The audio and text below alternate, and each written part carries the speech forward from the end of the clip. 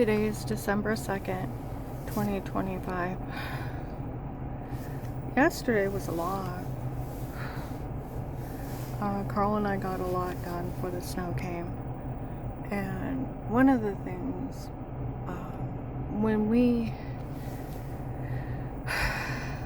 went to move into our mobile home, he told me, he said, you know, my late wife, Brenda, he said, we had this china cover. He said, I loved it. She had it full of angels, and before she died, she gave it to her daughter. He said, I told her I loved it. She didn't care. Well, when we went to move the mobile home, we didn't even have a couch. We went to a furniture store, and we walked in, we're looking around, and he said, that's the cupboard. It's just like the cupboard she gave away, the one that I loved. I said, well, do you want it? No.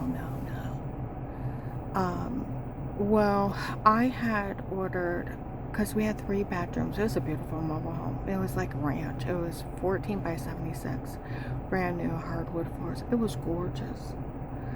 I felt like I had a home. Carl's like, I've never lived in such a nice place in my life. It meant everything does. I had ordered a 2nd bedroom suite, and it was on back order. And they went to deliver it right before we had to move out, where his son, Rick, decided he wanted his farm he owned. He said, I'm not dead yet. I don't care, I want it now. And he threatened to bash his head in, kidnap him, take him out to Youngstown, have him found incompetent, have everything turned over to him, threatened to bash my head in, and steal everything I got. And Carl and him got into it big time. Then he started harassing us. 30 phone calls by 8 o'clock in the morning, threatening text messages. Started using the police to harass us, doing love checks at 6 in the morning. They said they already knew what they were up to. Okay?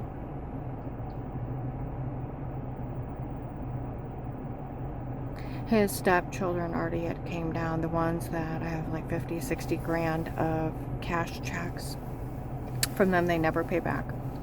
The FBI and police during the FBI case, and eyewitness too, of them taking 6 grand from him in 2 months.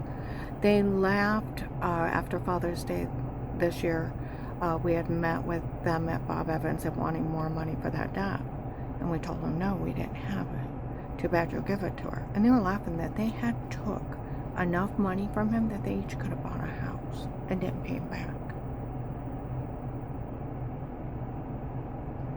And when we tried to get a restraining order, that judge was corrupt.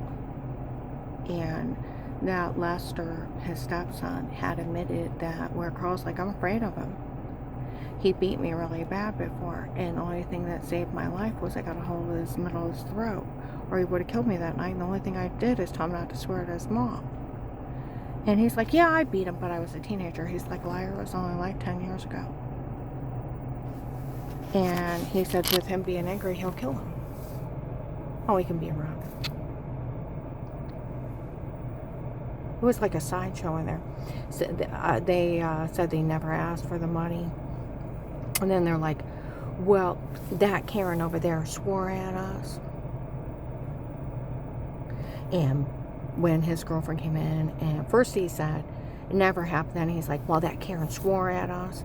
And I had to touch my girlfriend's leg and say, easy, honey. And then she comes in and said the conversation never happened. Then said, oh, she swore at us. And Bub had to hold me back. I was going to beat her. I was going to get her. She's 90 pounds. I would have sat on her until the cops showed up. Seriously.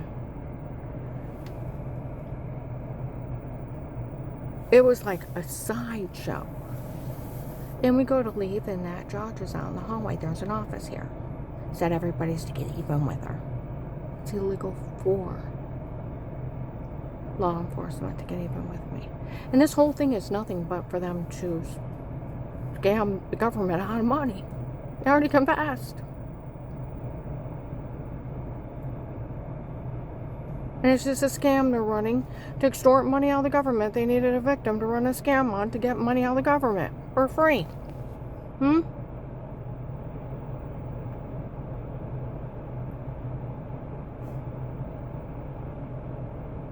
There's a real FBI case, real police work it.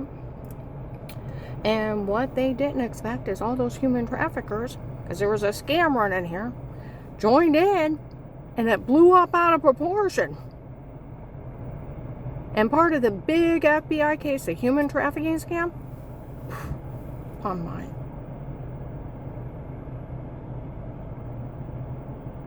Well, that judge wouldn't give us a restraining order. Said I wouldn't suggest you going around him anytime soon. Well, you can, if you want to see him, you can. Doesn't mean Carl has to let him. Carl has his own free choice and free will. If he don't want to see him, he don't have to see him. This is still the United States of America. He's not a child. And this is not fighting for custody. That's my husband. And my husband is a grown-ass man. If he don't want to talk to him, he don't have to. It's still the United States of America.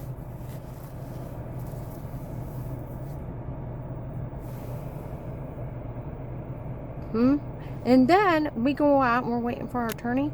And that Deb came up and French kissed my husband. She's 6 foot, 300 pounds. No teeth and hair cut off like a man. And she smelled. It was like a man molested my husband. I'm like, Carl. And he said like this with his face froze. She gave him thrush. 3 days later, he had to be in the hospital. His face was all infected inside his mouth.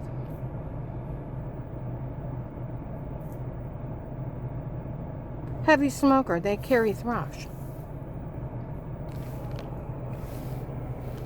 And she smelled.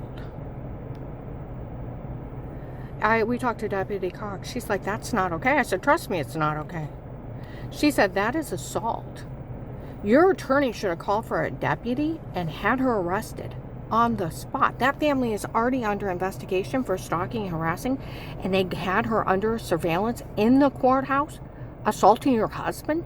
It's sexual assault. You know, with everything that was going on, and them, and all of them, they're going to say he's incompetent, they're going to steal everything he got, get his farm, throw him in a nursing home, they're going to dissolve our marriage. Aren't they wonderful thinking that they're God? They don't have that kind of authority.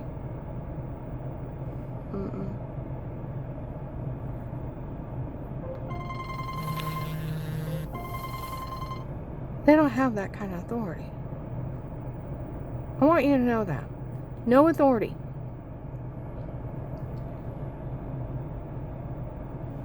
And that Rick got in our home, stole paperwork, notes between us, bragged on taunting us, and voicemail and text messages, all kinds of threats.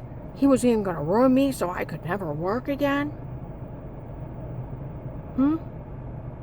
He was going to take everything. It's nothing. Sheriff Cox told me to take my husband and run. Don't ever let his family know where he is. Again, for his safety. They're the ones that have took his money and are threatening and harassing him.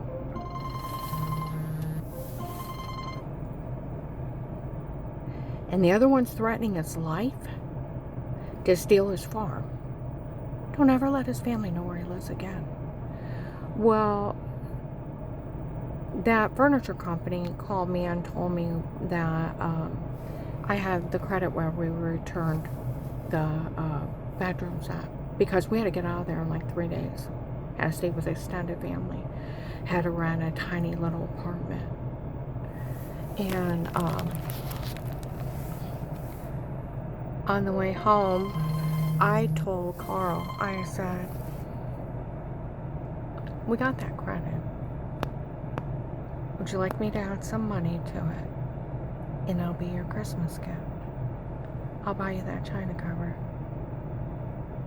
He just sat there. I said, would you like it? No one will take it from you this time. It'll be yours. And no one's going to take it from you. We went in, and Carl had already told those people before what happened.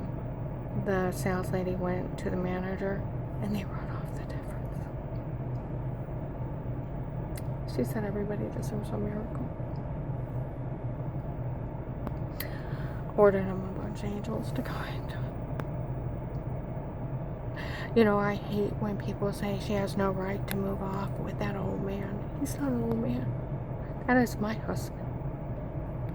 And me and my husband can live anywhere we damn well please. And it is none of your business or theirs. And they need to learn their place. They cannot just physically and sexually abuse people, rob them blind, beat on them, and threaten their life and steal from them and totally destroy them. This is still the United States of America. And you know, I looked up where these people show up and mock me. It's a sadistic personality that finds it funny when people are being harmed. And they find amusement.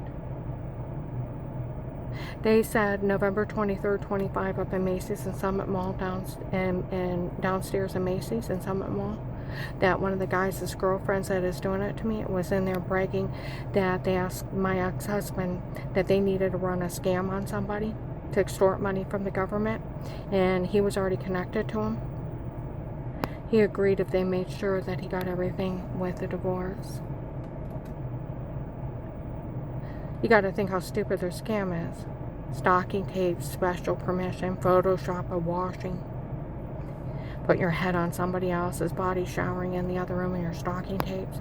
Fake dirty doctors, there's HIPAA violations. The doctor go to jail for 10 years for even being with him. Fake sodium pentothal reports, hypnotic drugs then told to say stuff, breaking in people's homes, stabbing them with drugs and telling them to say horrible stuff. And running a scam that they could steal that victim's money and having them being raped. You know, Agent John, I hope you weren't part of setting up the scam to steal from the government. Because like that girl said, this whole thing was a scam they needed to run on someone to steal money from the government. We all know you don't have the authority to ask anybody to stay quiet. It takes a judge in a jury trial. Freedom of speech, First Amendment, where the police, the prosecutor's office, criminal attorney, and Grant's friend that's an FBI agent, you're only a hired police officer. You were only bullying me. Then on top of it, you already told people you knew I was being drugged, being raped, and didn't care. Before you talked to me after the hotline. And on a recorded line, you admitted you had all the church people in your FBI office. They already knew I called. Made fun of me for some guy named Pete. Found out Dave hired on his own. Don't even know who he is. Investigators call him a drug dealer, drug cartel, and a serial rapist. Fake dirty doctor, not one of mine works for them, and they have lied. Of course they lied. No doctor could be with them. HIPAA violations. And you knew it was a scam, and you knew they were framing me. Bullied me, made me beg for my life, mocked me that you knew how they were trying to kill me on a recorded line. Open a real case, and you don't have the authority to ask anybody to stay quiet. And if everybody already knows you're involved, why would you stay quiet? Like they said, he was only bullying you. You don't even have the authority. It can't be in a court order. It's illegal. It's a 10 to 20-year sentence for an officer and agent trying to silence a victim. Think of that. They tell someone no one can help someone. It's 10 to 20 to life in federal. They tell on a victim, it's 20 years.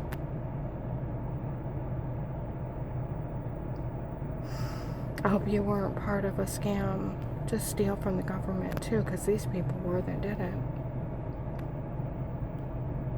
To extort money out of the government. Creating your own cases, but with my case, did you not expect the human traffickers to show up and join in this blow up way out of proportion? See, Mike DeWine's cousin, Sheriff David, wanted to know if our police were slow. Why didn't they arrest that agent the first day and get you out of here and put you in a safe house? He can't do any of this. It's illegal. Oh, highly. I'm going to upload this.